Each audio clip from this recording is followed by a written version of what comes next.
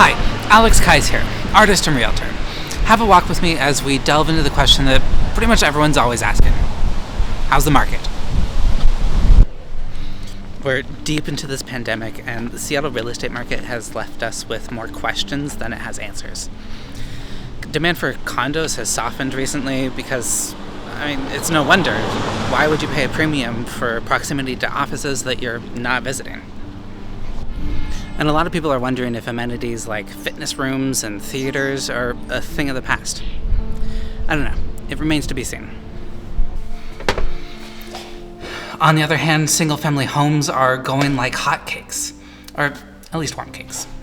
Anyways, there's about 1,613 homes for sale in the city of Seattle right now, so let's grab a cup of coffee and look at some graphs.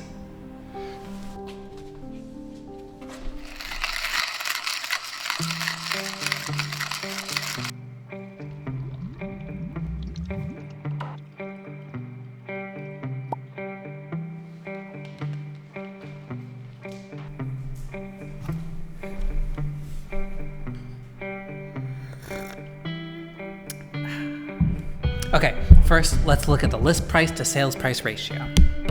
Here's a year's worth of data for the list price to sales price ratio.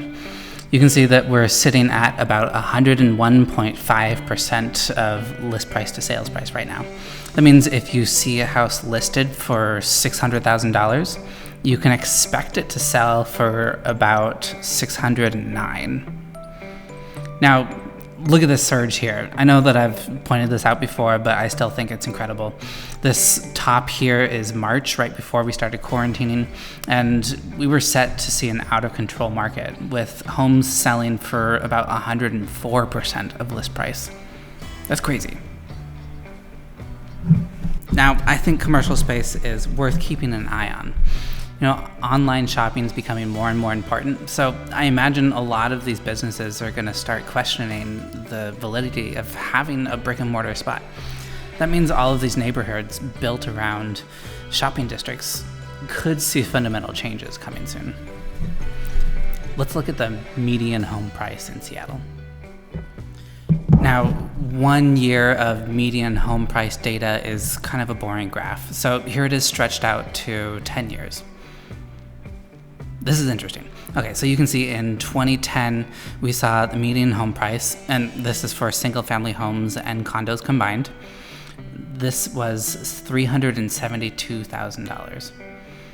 This last month, in June, we saw $733,500. It's a pretty big difference. Okay, so we talked with the last month's market update video that we saw a $30,000 price drop down to about $700, and we've since bounced back, so no worries there. Okay, so you know that I generally like to combine single-family homes and condos to get kind of a holistic look at the health of the housing market. Well, this month, things start to get interesting when we separate them. Let's look at supply versus demand, starting with just condos. Okay, so this is listings versus sales throughout this entire last year. In black, we have the number of listings, and in blue, the number of sales.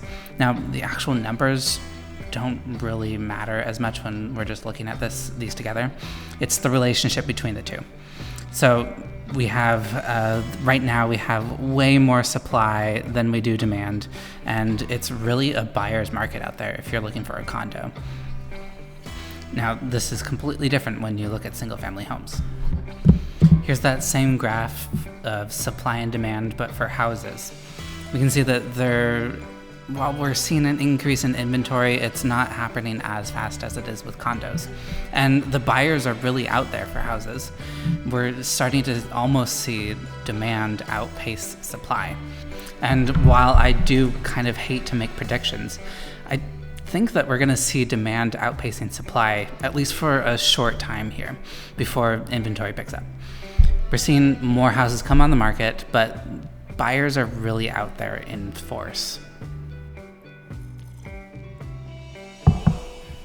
Okay, that's all I have for you today.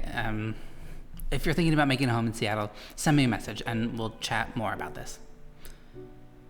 Bye.